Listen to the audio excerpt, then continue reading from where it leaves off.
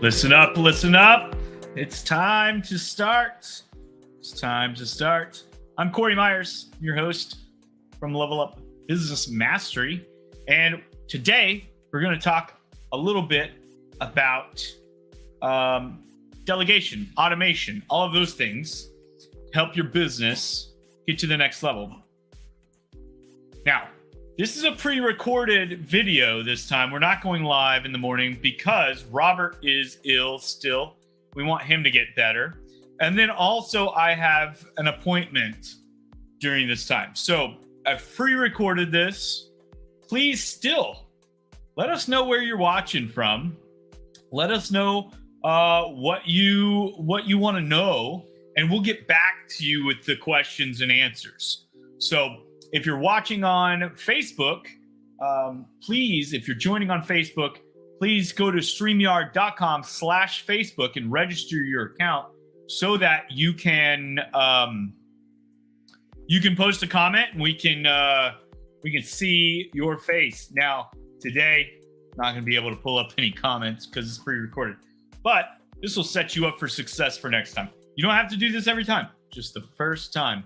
So, guys, please head over to the StreamYard.com/Facebook and get registered.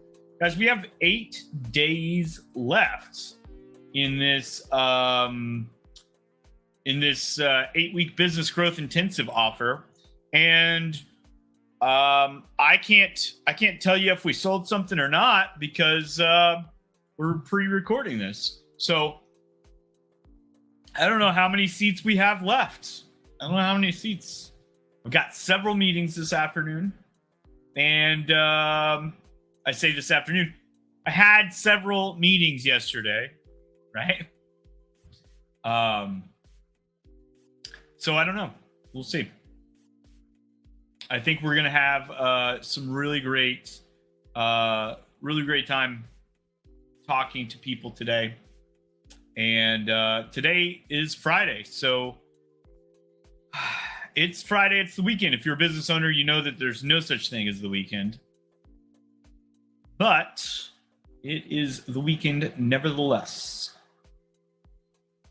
Let's get started. Let's talk a little bit about your business.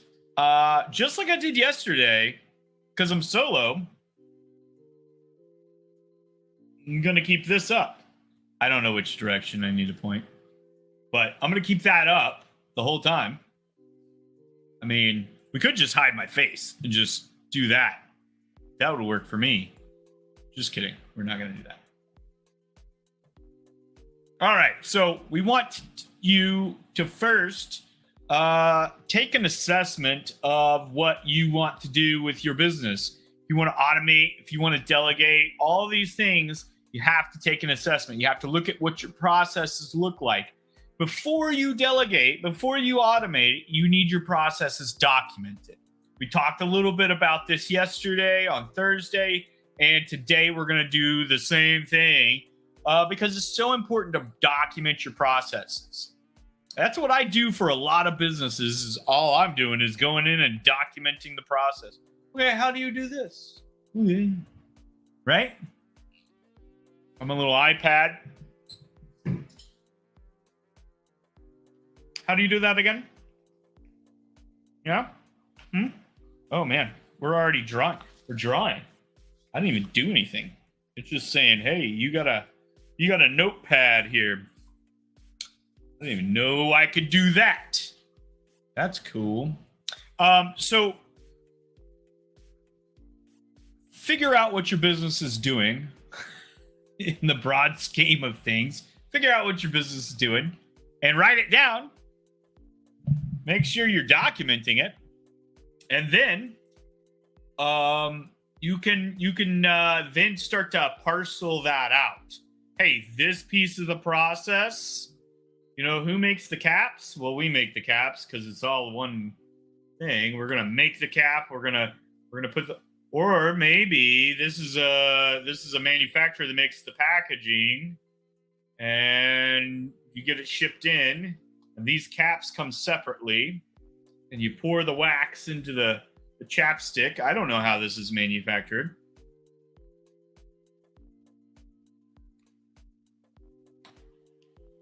But it helps out, right? So however you manufacture things, however your process is going. I know our process, we want to draw people in through attention and things like that. And we want to provide value to them. These are touch points. And then eventually we want to have a discussion with you, with the client. And then we want to get you into one of our programs. We want to find the best program for you. And maybe there's no program that's the best for you right now. We want to determine that in the course of a meeting. And then we want to put you into that category.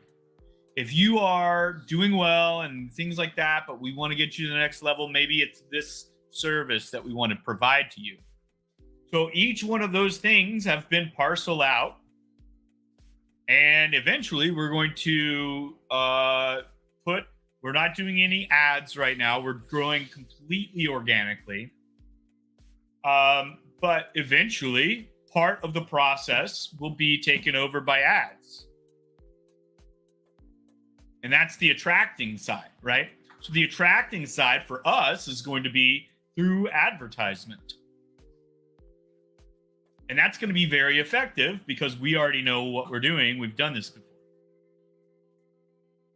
My dog has a cone.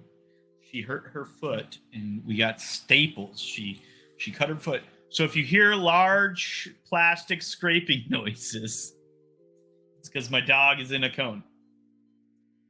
Poor Floki. But take an assessment, figure out what you got going, and then you can start to parcel things out, right? We have a process. We already have a process, so improve the process that you already have. How can we do this better? Right now, we're looking at a software that we just discovered. We're already building our online curriculum on a platform. We love the platform, but this other thing does it. Maybe it does it better. Let's improve on what we already have. Now, I would rather do the move right now before we get a bunch of people into the platform and then have to migrate everybody over. That doesn't sound fun to me. Does it sound fun to you? Because it doesn't sound fun to me. So we're going to do that. If we find that this other program is better, we're going to do that before we start dragging people into our mess. Improve on what you already have. Take that process, start to parcel those things out. Here, John, you get to do this, and Susie, you get to do that, and we're going to automate that. We're going to do this. Look at what you have. Take that assessment of what you've got, and then improve on what you already have. A lot of times that takes someone like me to come into your business and say, why are you doing it that way? That's 20 years old. Why are we doing it that way? Here's a much easier, cheaper, faster way to do it. And that's what I get paid for, to save you money, to save you time, to make you more efficient. So improve on what you already have. And I think this is one of the most important things I can say today. So grab a pen and paper.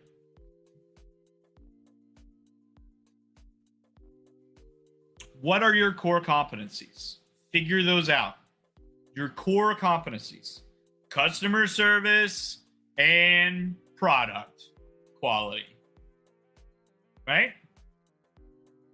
Customer experience and product quality. We're talking about Starbucks, of course. How would you ever guess? I think I've talked about this before in the group, and you can find more in the guides section of the Level Up Business Mastery Facebook group. We've got guides. You could probably find this conversation that I'm about to have with you about Starbucks in that guide. Check it out. What I'd like to say is it's probably in the strategic planning, because we talk about the core competencies. And we say, hey, look, if you are going to control the product, you need to be manufacturing it. If you need to control the experience of the client receiving the product, then you need to open up a storefront, a brick and mortar that delivers that to your clients. That's the Starbucks model, right? Then we go a little bit further deep and away from the customer experience and just deliver the product by selling it to Costco, Walmart, HEB, all of these grocery stores across the country are able to take Starbucks and put it on their shelf because that is still something that they are somewhat in control of. Now, Starbucks can also sell someone else's stuff in their store. So they'll have those mugs. They didn't make the mugs. Somebody else made the mugs with a Starbucks branded license. They made it for them. Starbucks said, yes, you can use our logo. We're going to be the only people you make that particular mug for. We're going to sell it in all of our stores. They don't have control over the product because they didn't manufacture it. However, they've got control of what they put on their shelves. So in a way, they do have control over the product. And then they're able to control the environment in which it is presented and purchased and used in a lot of cases. Bring in your Starbucks travel mug and we'll fill it up for you.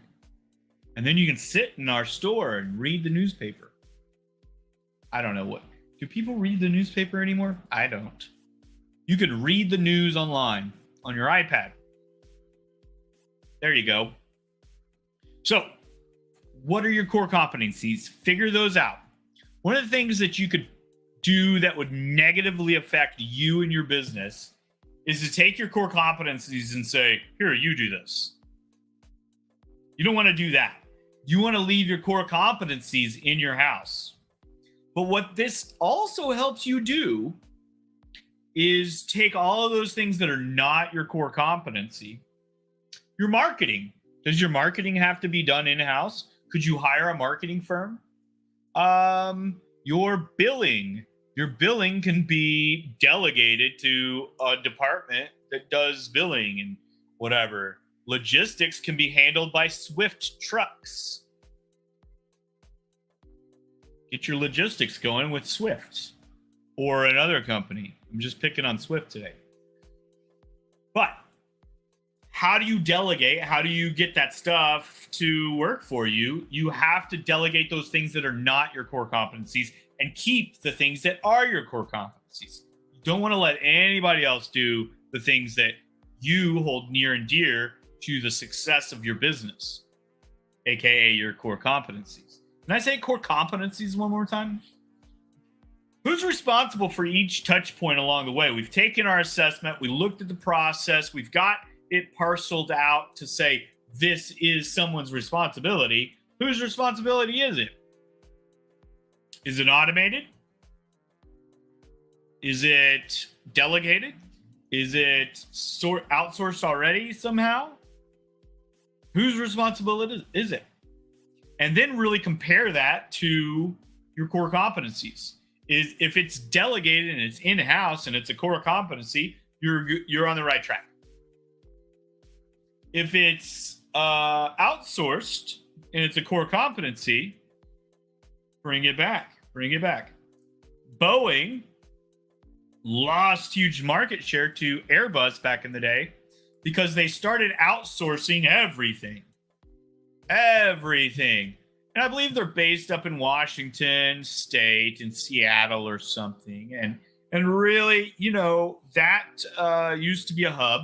But what they did is they would outsource their design and their engineering to India. I believe it was India. Forgive me if I'm wrong, whoever was actually doing this. And then they would outsource this other part manufacturer to a different company, or a country, China, I don't know. And then they would, put the plane together, put the engine together over in Washington. Well, what would happen is the design specifications would go over to India. They would design it. I mean, you can look at it online and say, oh, that looks good. Then they send it over to China and manufacture the darn thing. The manufacturing would say, oh, yeah, that looks good. And then they'd send a sample. And, oh, that looks good. And then they'd get it back over to Boeing headquarters and be putting this thing together, and it wouldn't fit. Or something would be off. Well, now we got to go through the rigmarole of doing the whole process over again. And now we've got to call and communicate and back and forth and get approvals again for the thing that we already did. And I call that touching the package twice. We don't want to touch the package twice. So who's responsible for each touch point is very, very important. So you may have someone that is responsible for the touch point, but you're delegating or automating the act of doing so. Does that make sense? Someone's in charge of it. Someone is overseeing the process. You still need that person inside of your company. That person is then going to be able to correct any errors that they see up front. So who's responsible for that touch point? That's very important. And that touch point could be anything from and I'm not just talking about client touch points, customer touch points, anything dealing with the client. I'm talking about manufacturing touch points, shipping and logistics touch points. Who are we talking to? Who are our stakeholders in how we operate? Who are our suppliers? Who are our transportation people? Who are our designers and our engineers? We're outsourcing engineering to India. That better not be our core competency as a company. And so Boeing lost a huge market share to Airbus. And I believe this was 90s and into the 2000s. And Airbus was the biggest airplane company in the world for quite a number of years. Boeing has, I believe, since surpassed them, but they may be neck and neck. It may depend on the year. I haven't really looked too far into them in recent history. So who's responsible for each touch point? Make sure you understand that somebody still has to be responsible, even if you delegate, automate, outsource, offshore, any of that. Make sure somebody's responsible. So take note of that when you do your assessment. I still don't know which side of the screen I'm on. Right there. When you do your assessment. Right? Do your clients expect a personal touch at this stage? I'll tell you this, anecdotally, I got in trouble. I got scolded because I sent an automated email after one of my meetings. Now, I haven't been scolded since. And I still send the automated emails. Sorry, I don't have time to. I want you to understand that I am trying to convey that, yes, I enjoyed our time. I would love for you to ask any questions afterwards. I send that 24 hours after the meeting, and it's automated. It looks like it comes from me. But if I have to do something over and over and over and over and over and over and over, and it's the same thing, all I'm doing is changing your name, I'm going to automate that. Sorry. Did that offend you? I got scolded for that. Sorry, I just don't have time to do follow-up emails. If I did follow-up emails, I'd have a virtual assistant do it anyway, and it would just cost me more money to do it. Because I don't have time. We'll just act like I typed it out.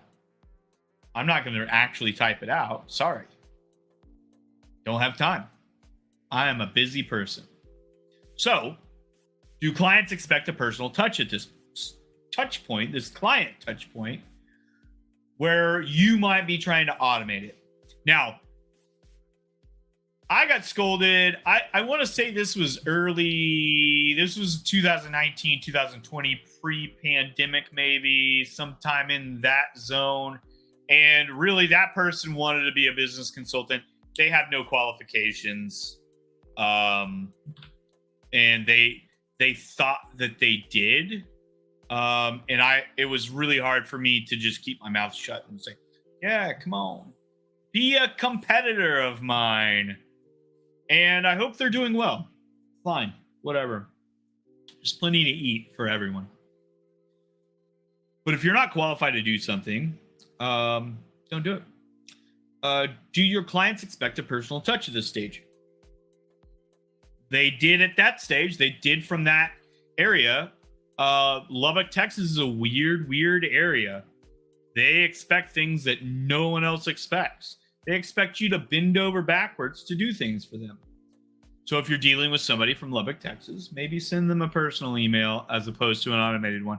However, I stopped caring about that because guess what? After 2020, everybody's automated anyway. Everybody's sending automated emails. Everyone is sending Zoom invites instead of in-person coffee meetings or any of that. So figure out what your other companies are doing and try to follow the trend and make sure that you're taking care of business. I know it used to be, I used to send Zoom invites or like, hey, sign up on my calendar. And people were like, well, what time are you available? No, click the link and put yourself on my calendar. I'm not going to go back and forth with you. And that was like a novel concept back in 2017. You know, nobody was doing that. Of course, the application existed. So I did it. I was like, that seems like it would save me a lot of time if somebody could just click a link, sign up for a networking appointment with me, and we could meet. And I even had in-person meetings for some of that. And I used to meet at Starbucks, but which Starbucks did we meet at? Meet at the closest one to you, right? Well, guess what? The closest one to you, maybe I've got a 10 o'clock and an 11 o'clock. And they're all the way across town. Can't do that. So I ended up getting a membership at a club and we would just do coffee meetings there. So my next meeting would come and bump the other meeting out. Hey, this is my next meeting at 11. Oh, we'll all let you go. Great. Fantastic. And I would just sit there and drink coffee and it didn't cost me anything extra because coffee came with the membership. So it was really, I improved on what I already had. And there was levels to what I did, right? So I could do a Zoom call. I could do the Zoom call from the club. They had Wi-Fi and they had a little office. I could do, they had coffee. So I could do a Zoom call from the club. I could do a live meeting from the club and I could do things like that. So what other companies are doing right now are like, just replicate what they're doing. My company, we use Acuity now, Squarespace scheduling, and we're in full swing on that. And then I think Robert uses a different application, but same thing. You know, you pick a time. There's Calendly. There's all kinds of things. What are other companies doing? Just figure it out. Are there levels to what you can do? Yeah. So I learned that going to Starbucks all over town wasn't really right for me. So I needed to automate some things and tighten some things. And so the club ended up being, I want to say it was like $50 or $75 a month. And I could just go up there and have coffee meetings. Then I could have lunch there too for relatively inexpensive. But $50 a month, I was there every day. It's like a gym membership, but it's an office. And you can do that with a shared space or an office or any of that stuff anyway. I know some great people up in Frisco and some other people out in different areas. And we meet there and we have a really great time. And that's their office and it's a co-working space and all that. So are there levels to what you can do to automate, delegate, and otherwise get that off of your plate? Absolutely. You can automate something and put some technology behind it. And then you can also hire a virtual assistant or a real assistant or a real employee to do whatever that needs to be done. So there's always levels to what you can do. And there's always avenues you can do two things at once. So if you have just an automated, I have an ad that leads you to a link to schedule with me, or I also have a virtual assistant who's going to reach out to people and get them to schedule with me. And so we've got a double team kind of thing going. Plus, we've just got my website. So if anybody stumbles upon my website, they can schedule with me. We got 3 avenues that somebody can schedule with me. Then I got Facebook. If Facebook, I got groups, I got pages, you can schedule with me through there, right? Perfect. Are there levels? Absolutely. So figure out what the levels are to automate each parcel of your process and get that done. Sometimes the level is going to be more expensive than the other. What is the automation or delegation going to do to your schedule and your team's schedule? How does that help you be more productive? So that's the ultimate goal, right? If it's not going to help you be more productive, then just keep doing it. More than likely, it's going to help you be more productive because you're not going to have to do that thing over and over and over, like send emails to follow up for appointments. If I did that, I would spend, let's say, 30 minutes sending 5 emails because I'd get distracted and whatever else. I know me. I know my ADHD, right? So if I, at the end of each day, sent emails out on every appointment that I had, I could do that. I could absolutely add that to my schedule. Take me 30 minutes, maybe an hour, depending on how many meetings I had. And of course, I would want to talk about each one. I would say, hey, I really liked what you said about this. So I'd have to refer to my notes. It might take me a while to write those 5 emails because I want them to be personal at that point. If it's important for me to be personal, then I'll do that. But what does that do, freeing up 30 extra minutes? I've spent 30 minutes recording this video so far. And I wasn't writing emails. I wasn't responding to texts. Speaking of texts, I've got lots of texts that I need to respond to as soon as I end this video. All right, let's talk about off-the-shelf software versus custom software. Yet 99.9% of you do not need custom software. Yes, having your own app sounds really great. However, there are companies out there that will just white label. They've got an app designed and you just put your logo on there and your colors and voila, you can actually add it to the iTunes store or the Android store. Gross. I'm being judgmental. I should stop that. But anyway, you can add it to the Android or the Apple store, and you can actually get your app out. I know what is that called? The Small Biz Highlight. She has a TV show on Roku. She has an application. She has a group online. Killing it. Absolutely killing it. She uses HoneyBook to schedule everything. And it schedules the live show so that, like, if I want to be on her show, I just go into HoneyBook, schedule it, answer the questions, bing, bing, bing. It's automated the whole way. All she's got to do is show up and talk to Cory. And it was a great show. I did 2 shows with her. I did one for the Roku thing, and I did one for the just her Facebook group, I guess. And it was, fantastic. The live show on the Facebook. And then she's in the Army, I believe, or Air Force, one of the two. And so it's fantastic working with other businesses and seeing what they've got going. She had a lot of help. She somehow, which I believe she worked really, really hard. So don't discount that at all. But I do believe she had some luck in finding some people that were like, hey, we want you to be, this is awesome. The work that you are showing us is awesome. We want you to be a member of our group, and we're going to give you this and this and this for free, and we're going to set you up for success. And I think she got a lot of help that way. and I'm super excited that she did. I'm not saying that in a negative way, but you've got to understand that she's using off-the-shelf software. And she is set up for success. It's awesome what she's got going on over there at the Small Business Highlight. In fact, go check that out. Small Biz Highlight. Go check her out. She's actually, I believe, deployed right now.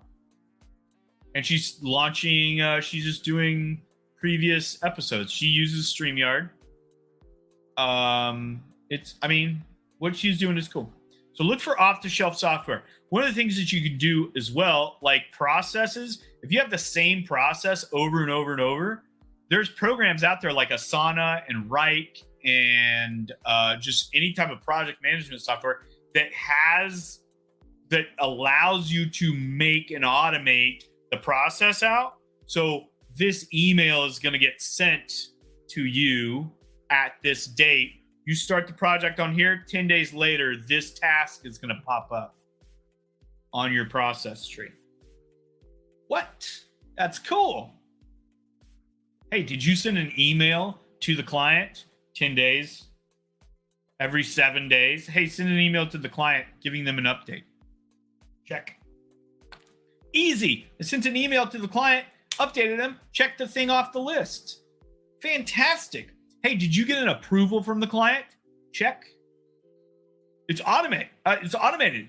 You just put your checklist in a thing and it gives it to you. Every time you get a client, it just gives you the checklist again for that new client. You just go in and tell it, hey, I got a new client. Hey. And guess what? You can automate that by having, let's say, whatever your CRM is. If you put that client into a stage, you let's say HubSpot. You get HubSpot and that client goes into a stage. Now they're on this new email list because they're in that stage. They're a buyer now. They're not a prospect, they're a buyer. Then automatically add something to Wrike, Asana. What's the Kanban board one that's like very popular? Anyway, it doesn't matter. One of your project management, and then it just goes bink, adds you a bunch of tasks to onboard that client. Hey, did you send them this PDF? And you can even attach that PDF so that you've got it in front of you. Hey, did you, or put a link in there to your Google Drive so you can send that over. Put a link into your, if you use Dropbox. It's all automated, off-the-shelf software. Use it. Set it up for success. Get it right.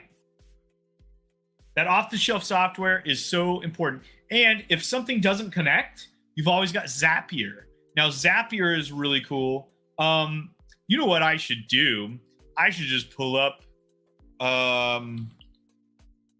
my thing, right? And just let's show you Zapier and show you, like, we're just gonna go off on a random tangent here.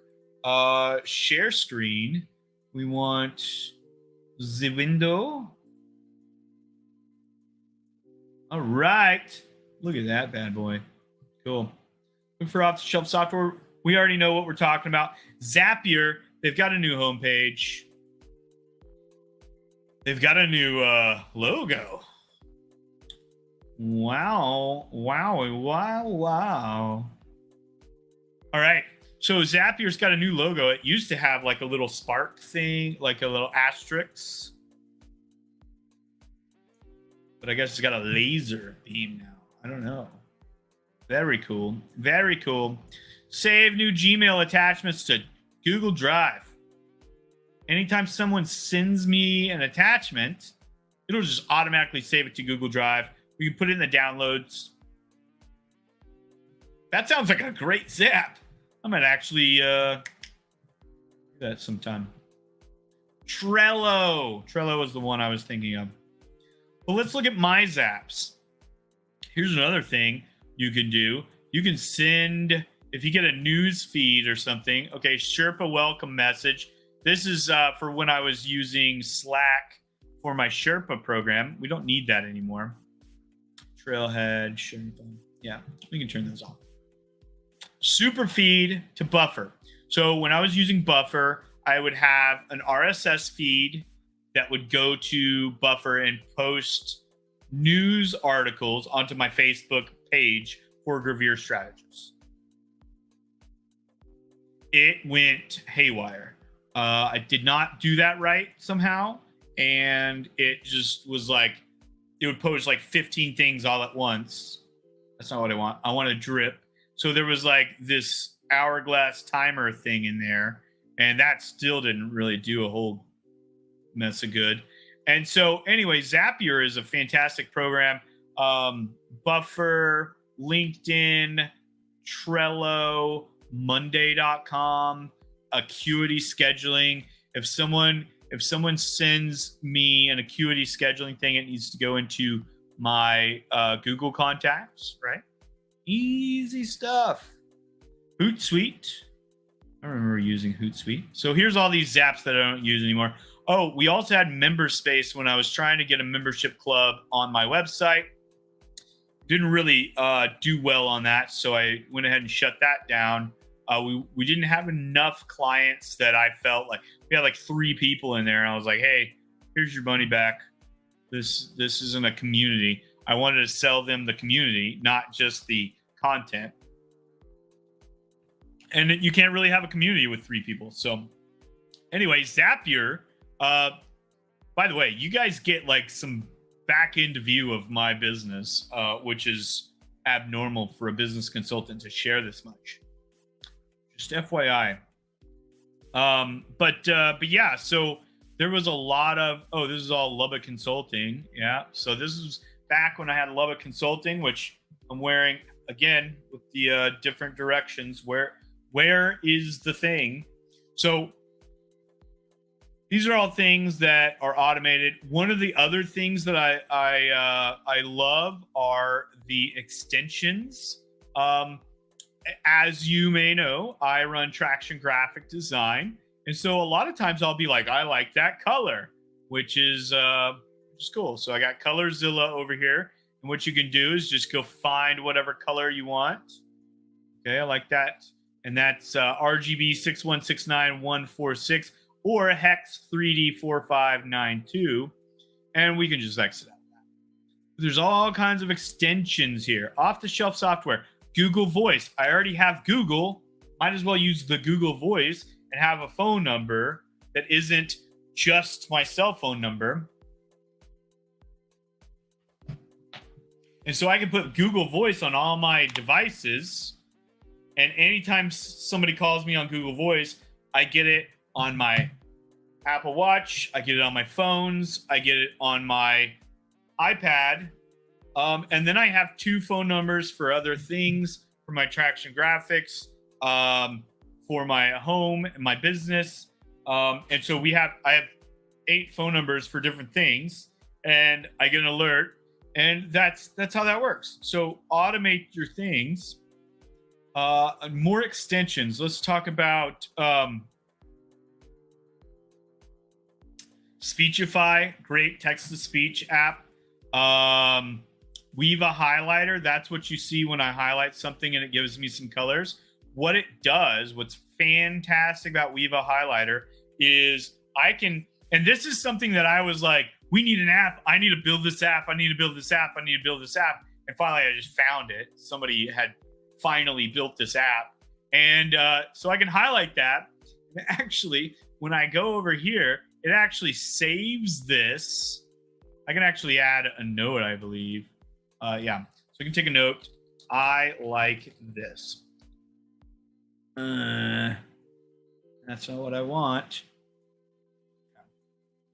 Anyway, something happened and I clicked something. Anyway, but I can highlight something and give it a note. I think I clicked on that to put the note in, and that's what it took me somewhere. I like this. And it actually puts it in my research folder. And so I've got, don't show this guy. And so I've got these things that I've got in here. Level Up Business Mastery Facebook. I highlighted it, said 905 members.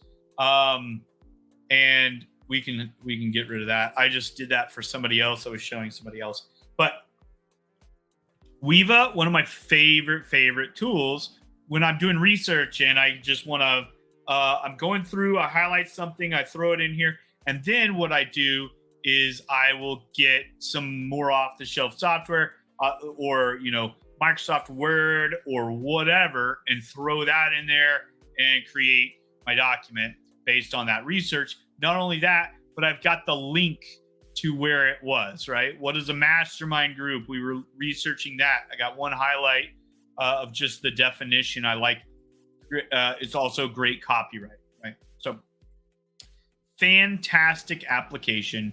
Love it. We've got Forest Stay Focused. It's kind of a 10-minute. I can't remember what this is called, but they do 10-minute count. You do a period of time working on some things. Anyway, we could go over my software list all day. Off-the-shelf software is where it's at, and we want to make sure that you are getting the best off-the-shelf software that you can possibly get. And so go grab it. Okay, let's move on to virtual assistants now. Virtual assistants are fantastic things. Virtual assistants are people. And you can have a virtual assistant over in Seattle or Austin, Texas, or New York, or the Philippines. I personally have a great team that I work with. So if you'd like a referral, they're only taking referrals. I can see if that might be right for you, and I'll give you the referral and I'll send you the email. But one of the things that we might use a virtual assistant for is something that no one's ever going to see, no one's ever going to know about, but it needs to be done. And it needs to be done at a high level by an intelligent person,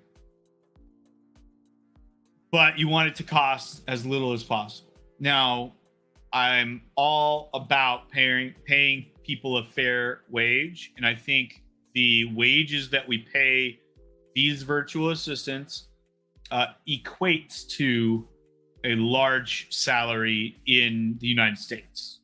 However, we're paying $8-9 an hour. And so I'm getting a higher skilled person for $8 or $9 an hour. And that's actually providing very well for their family. They're basically getting 6 figures pay in their country for stuff that you're never going to see. We just need it done. And we need multiple people doing it. So those things are very, very outsourceable to virtual assistants. Offshoring is what that's called. But at the end of the day, virtual assistants are fantastic. I talk with them quite a bit, and they don't cost us a whole lot of money on the US dollar, but we're providing for their family. We're putting food on their plate, and we're doing it in a fair way for them. If I were to buy someone's time in the United States for $32 an hour versus them, I could pay them $16 an hour, which is half of that. And I would get a highly skilled, a super highly skilled person. I might even be able to hire a doctor or a lawyer for that over there, right? So keep that in mind. Virtual assistants are very, very great. And if you need a virtual assistant, do not hesitate to reach out to me. Like I said, my virtual assistant agency that I use is only taking referrals. And so I would have to kind of vet you before or I would at least have to meet you. Then I could send a joint email over and say, hey, I want you to meet, and go from there. Outsourcing. So we just talked about that, outsourcing a little bit over to a virtual assistant. But let's talk about outsourcing a task like graphic design or marketing or advertising to a different company. Now, one of the things that's really great about having an advertising agency or a marketing consultancy or a marketing agency that works for you, they're outside of your organization. They're going to be seeing what their other clients are doing or what's working. they've done this for a number of years. You want to be very careful with, especially with marketers nowadays. A lot of people get into marketing and sales because they're good at just making money right off. If you don't have any Facebook ads and someone puts some Facebook ads out and they happen to get some traction, then they're going to be like, look what I did for you. You could have done that yourself and got the same amount of traction, because they're not doing anything new or novel or understanding the market. They're just doing something that you weren't previously doing. So keep that in mind when you're outsourcing. Don't hire someone that doesn't have any qualifications, doesn't have any experience. Make sure you interview them. If you would like me to interview your marketing agency, I will happily do that. And depending on your level of clientele, I may even do that for free just to protect you as a client. So just keep that in mind. When you're outsourcing, make sure that they're qualified, make sure that they know what they're talking about, make sure that they have some type of background in marketing, sales, whatever it is, and outsource those things. Lots of companies are doing it. In fact, a lot of marketing departments that are internal to companies outsource all of the tasks. They just come up with the theory and the thought and say, we want to do this. That's a great idea. And then they hire a graphic designer to make all the things. And then they hire somebody to execute that vision. So keep that in mind. Outsourcing isn't a bad thing. You can do that within the United States if that's what you're comfortable with. Outsourcing to someone like myself, Robert Lyon, to marketing agencies, to sales agencies. We are considering either, what do we want to do? Do we want to hire our internal sales team, or do we want to have a sales team that is external that we can just turn on and turn off? Right? We'll just pay you per month. It's a monthly thing, and then as soon as we get too many sales, we'll just turn that off. But the next month, we might want to turn you back on with 2 people instead of 5. Something like that, right? Just turn those levers. Be lever centric. Make sure you've got levers that you can turn on and turn off. That outsourcing is fantastic. If you need help outsourcing, or you need help with figuring out your outsourcing, let us know. Robert and I are experts. We've helped lots of companies do this. I know I have. I know Robert has talked about that with me. We have helped other companies to get to the stage where they're scaling heavily. So we're talking about scaling yesterday. We're talking about outsourcing today. That's a mechanism to help you scale. This outsourcing, the virtual assistants, these are mechanisms to help you scale. Internal hiring. I love employees. I love to have a team that is like with me at all times. But I also hate employees. I hate people being around me at all times. So there's a love-hate with this, and I'll tell you that I love having a team that I can say, this is my team, I can count on them, I can trust them, this is going to happen, and this is that. I would say only hire internal if you're planning on delegating the internal core competency tasks that you should not give to a virtual assistant, that you should not outsource, and that you should not automate. That's the only person, and that's why this is in order. That's the only person, or that's the only task in your process that you should hire internally for. Or oversight of an automation, a virtual assistant, or an outsource. So your marketing head might task 2 marketing firms working with you. One does all your social media. One does all of your pay-per-click ads. and maybe you have 5 different marketing agencies. Somebody's in charge of all of that. Perfect. That's an internal hire all day. You don't want a virtual assistant managing that.